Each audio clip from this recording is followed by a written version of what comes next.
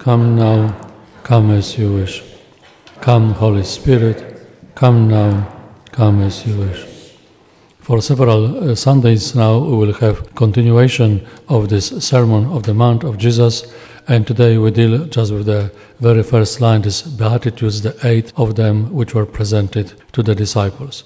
We have several things in the church tradition, and the Protestants are much better than we with this, memorizing the things. It's very useful, especially for the rainy day when you need some kind of summary of a faith or conduct or anything like this.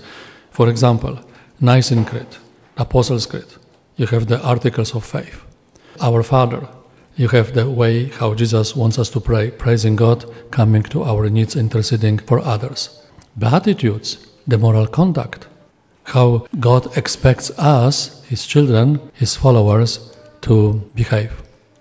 So Jesus addressed His Beatitudes, the beginning of this sermon, to His disciples, not to the people without commitment to Him. He called them to Himself and they came. He's not expecting people of the world to live like this.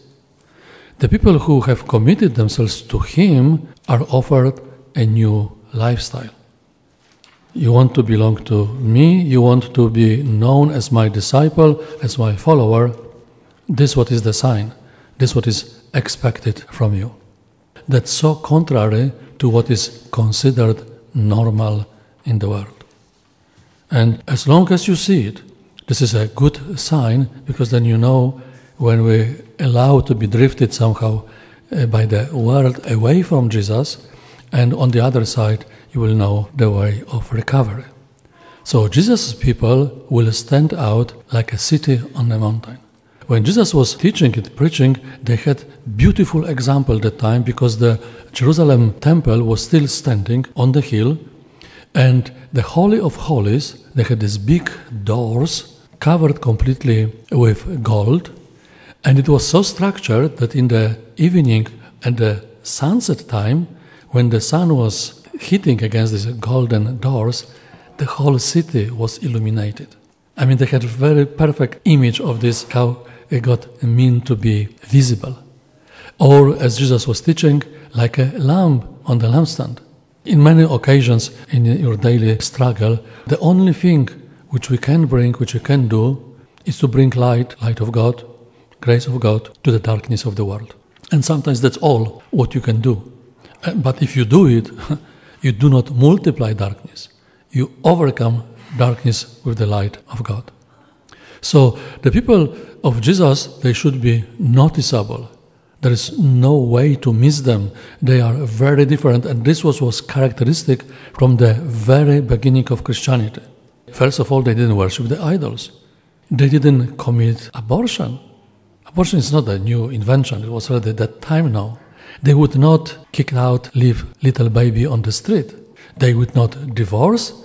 This was the characteristic of the Christians at the beginning, and that's why so were sticking out. They were totally different. On the one side, admired, maybe on the other side, hated by those who didn't want to change anything in their lives. The great sin of the church today is conformity with the world. And it's everywhere. And as long as you are aware of it, there's always remedy, there's always way to do it opposite. Not to go with the stream of the world, but to go against the stream of the world. Who is influencing whom? We don't look any different than other people.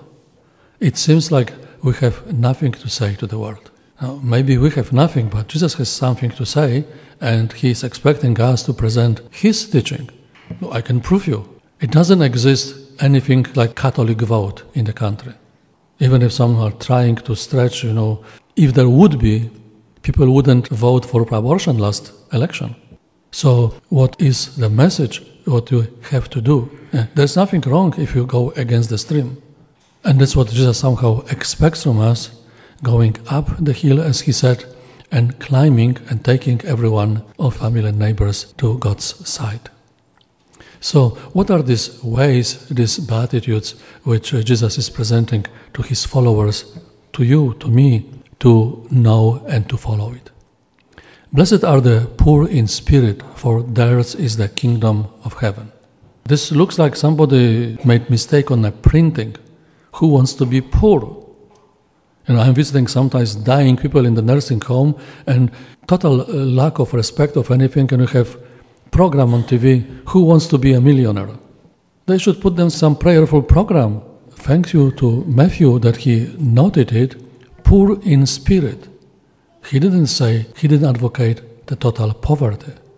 They'll be opposite to the rules of the world, against money and possession as a goal, power and domination, or lust and pleasure. There is nothing wrong with money or possession, but not as a goal of our lives. So his people, Jesus' people, will come to God with their empty hands. This is kind of checkpoint, kind of proof for you that you entrust yourself to God completely. Whatever I have done, it's because of your blessing. Whatever I have is because of your blessing. And I'm coming empty-handed to you. Would you help me? And he's just waiting for this humility of heart, of life, to be admitted and to be truly saved. They are anavim of the prophets of the Old Testament of Hebrew Scripture, the poor of Yahweh. This is what is coming from the way that the person cannot boast of anything, cannot do anything on their own, and realizing it, counting of God. Like little children, even if they misbehave, they will still come to the parents, because there is always only solution with the parents. So they will depend on him, both educated or not, both rich and poor. It has nothing to do with the earthly possession. So we have the great examples from the Gospels. Martha, Mary, and Lazarus were very rich, but their hearts were not attached. If you read the Gospel of Luke, you might have impression there's like absolute demand for Christians to be poor, to live in poverty, real poverty. And if you look in the whole context of the Gospel, there is no even one remark that Jesus was pointing or demanding from them to give everything to the poor, because they were using their property to serve God and people. They were not attached. An opposite example is the rich young man. His huge wealth was a problem. When he was challenged, he took his back on Jesus and went away. So you see where the problem is. Blessed are they who mourn, for they will be comforted. And it's much more on the spiritual than on the physical level. People who were mourning, Mary Magdalene, put yourself in the shoes of Mary Magdalene under the cross. If this was happening on the cross, it's because of my sin. Can you see how painful it could be? And readiness to mourn? Zacchaeus, Matthew, Levi, who left their property, this what was unjustly collected, giving to the poor and following Jesus. They were repairing what was done wrongly. Many people should make serious penance or mourn their past sinful life, and God accepts it. And He uses it both for transforming us, but also to help the others. In climbing towards the perfection of love, mourning is essential, both for yourself and those whom you love who are leading self-destructive lives. You are giving good example by mourning about yourself, by entrusting yourself to the mercy of God and praying for the others. Next beatitude, blessed are the meek, for they will inherit the land. And once more, these people will be humble and gentle, because they are aware of their own brokenness, of their own sinfulness. When we are gentle and humble, we have the great openness to God that is needed to embrace, to receive our own salvation. It is also a precious defense in the world against arrogance, against pride. Humility has an extraordinary ability to open doors. I was really impressed with some excerpts from the writings of Saint Pope John the 23rd. In one of the Stations of the Cross is taken straight from his diary, like he was acting against himself. Remember, caught in your own head. When Jesus was falsely accused, he was silent. And this was a remark to himself how to overcome pride, how to overcome arrogance in us and in others. Blessed are they who hunger and thirst for righteousness, for they will be satisfied by God. to make this world as civilized as possible, as loving, as gracious as possible. These people will long for holiness, to glorify God with everything what is happening in their day. This Beatitude invites us to the relationship with God and neighbor that is truly just. To God what belongs to God, to neighbor what belongs to neighbor, and also what you should take care for yourself is a justified approach. So it goes beyond justice into holiness, beyond holiness into generosity, and beyond generosity into mercy, trying rather to excuse someone else than to accuse. Blessed are the merciful, for they will be shown mercy. That's the most sure way to receive God's mercy. If you are merciful, if you are forgiving others, as Jesus said so plainly in other teachings. These people will be imitating God in their approach to their brothers and sisters. This is an internal attitude from within that is merciful. In some way, you can also say it, being busy good, doing what you are intended to do with this intention to glorify God, to be helpful, to be a blessing to others. In some way, you can look at this simple example of a candle. A candle is busy bringing light. It doesn't matter if you have a holy person or a sinful person around the candle. The candle is just busy to be good. And this is what is expected from us. So it is the exact opposite of this which was condemned by Jesus in the scribes and the Pharisees. Them being judgmental, being critical, and being very negative in approach to anything, everything, which was in any way contradictory their way of understanding. So blessed are the clean of heart, for they will see God. This blessing, this virtue of purity is very often misunderstood.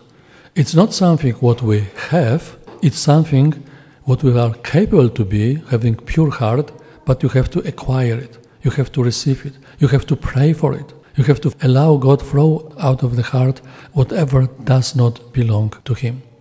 A pure heart seeks the true God and enters into a deep relationship with Him.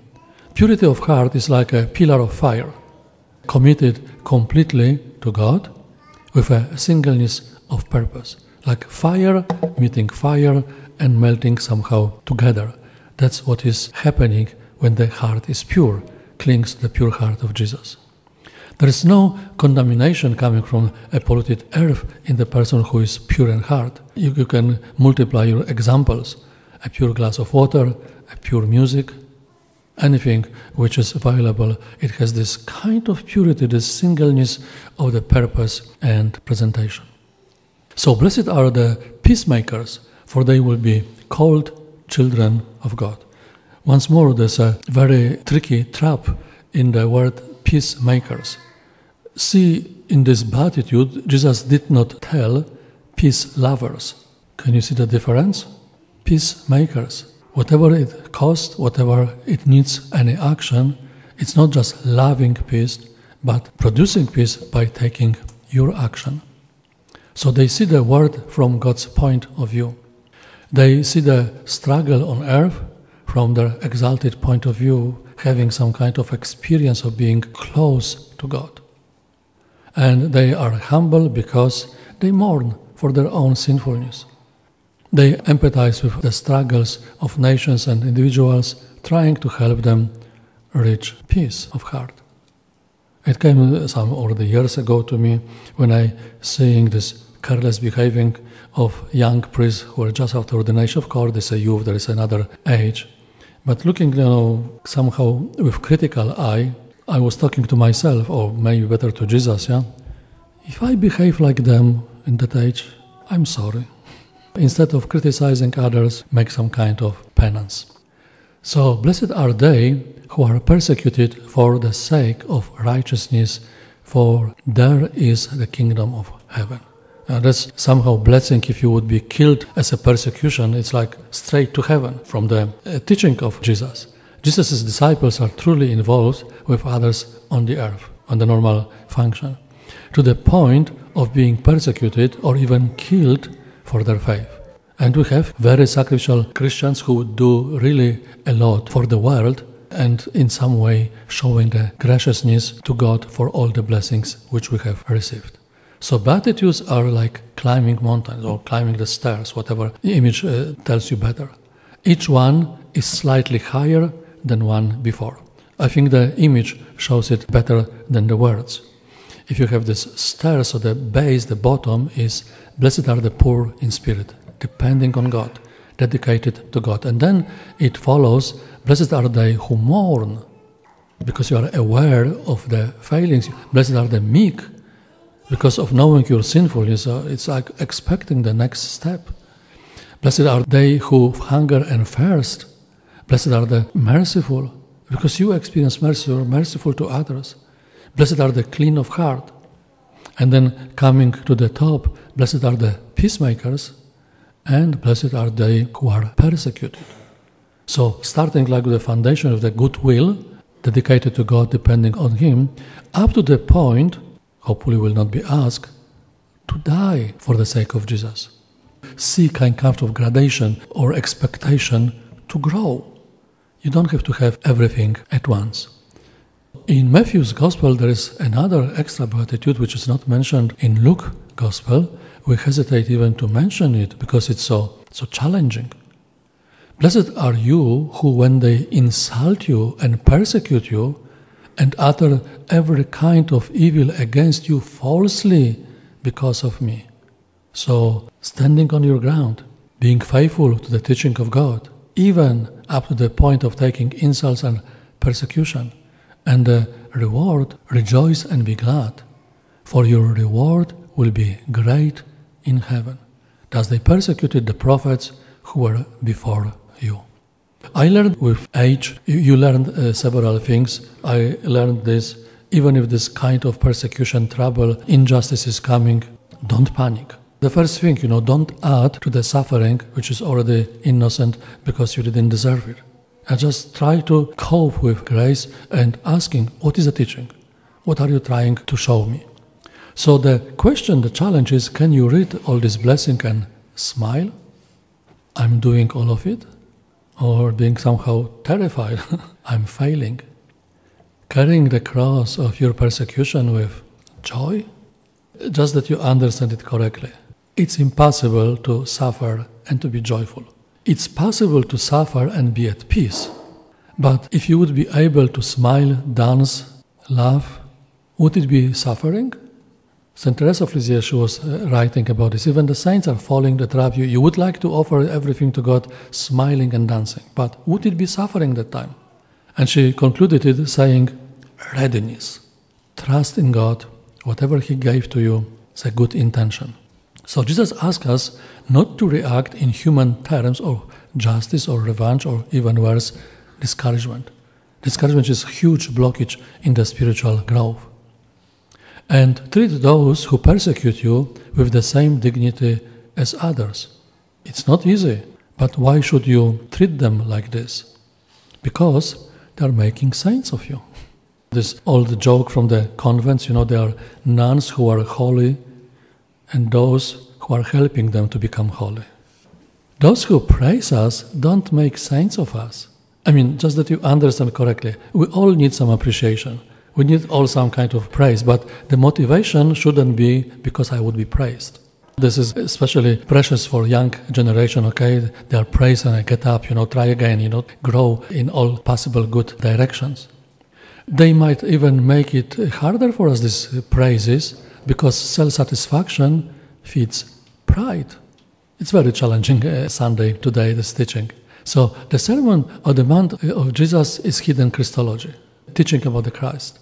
Behind it stands the figure of Christ who did it first before He would ask us to do something the same direction. The man who is God, or maybe better to say, the God who became man. This is the proper definition.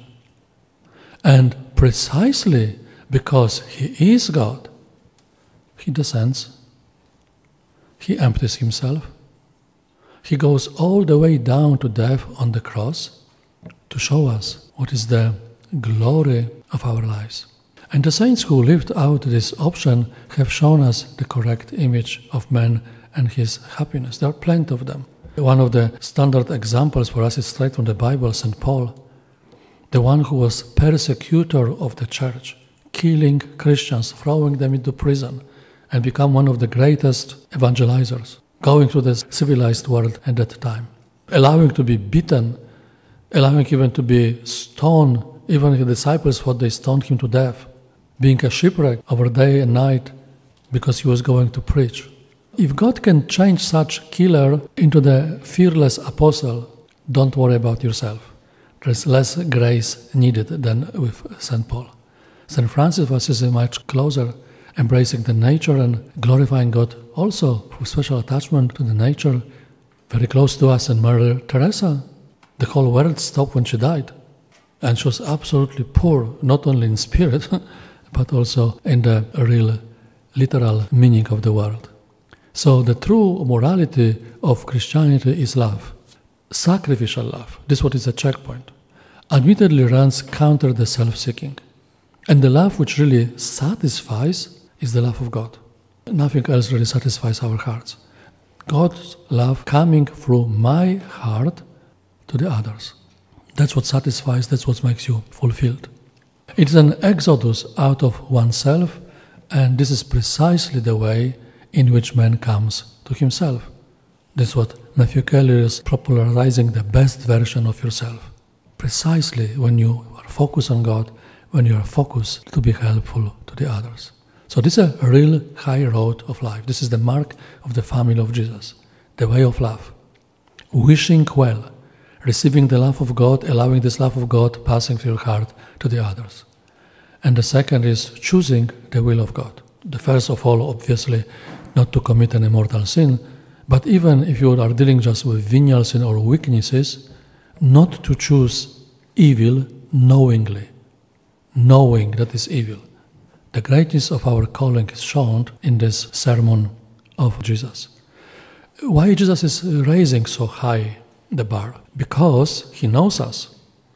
God created us as conquerors, and something cheap never satisfies us. If the toy is too easily received by a child, how long do they play with the toy? After half an hour, they don't even want to look at it. But if they are waiting for this toy till Christmas next year or anything like this, that is quite a different approach. It's a beautiful illustration. God created our hearts as conquerors. Conquer yourself for God. Don't give up and try to enter the path of growing